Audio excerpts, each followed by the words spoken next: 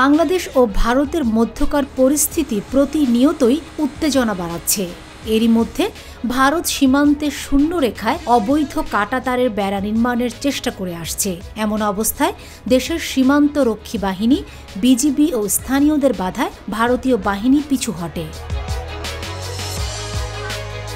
এদিকে বাংলাদেশের চাঁপাইনবাবগঞ্জ ও নওগাঁ জেলার সীমান্তে বিএসএফের কাঁটাতারের বেড়া তৈরি নিয়ে দুপক্ষের উত্তেজনাকর পরিস্থিতি নিয়ে উদ্বেগ প্রকাশ করেছে বাংলাদেশের পররাষ্ট্র মন্ত্রণালয়। রবিবার ভারতের রাষ্ট্রদূত প্রণয় ভার্মাকে পররাষ্ট্র মন্ত্রণালয়ে তলব করে পররাষ্ট্র সচিব মোহাম্মদ জসিমউদ্দিন এই উদ্বেগ জানান। বাংলাদেশ ভারতের ৪,১৫৬ কিলোমিটার সীমান্তের নির্দিষ্ট ৫টি স্থানে ভারত বেড়া নির্মাণের চেষ্টা করছে অভিযোগে রোববার ঢাকায় ভারতীয় হাইকমিশনার প্রণয় ভার্মাকে তলব করা হয়। এর পরদিনই দিল্লিতে নিযুক্ত বাংলাদেশি উপ হাইকমিশনার নুরুল ইসলামকে তলব করেছে ভারতের পররাষ্ট্র মন্ত্রণালয়।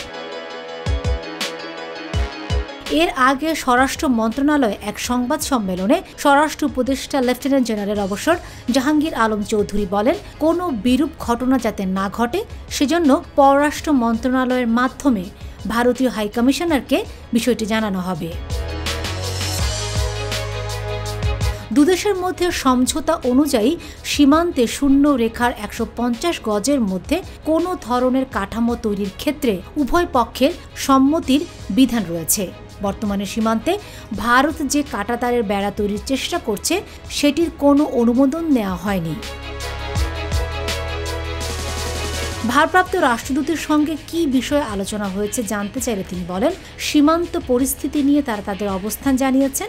এছাড়া ফেব্রুয়ারিতে বর্ডার গার্ড বাংলাদেশ বিজিবি ও বর্ডার সিকিউরিটি ফোর্সেস বিএসএফ এর মধ্যে বৈঠকের সম্ভাবনা আছে এবং সেখানে সীমান্ত পরিস্থিতি নিয়ে আলোচনা হতে পারে।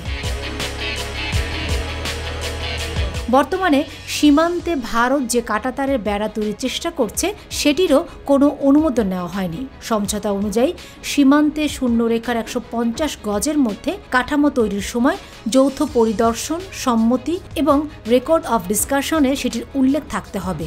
তবে ভারত আন্তর্জাতিক আইন লঙ্ঘন সহ সমঝোতার তোয়াক্কা করেনি।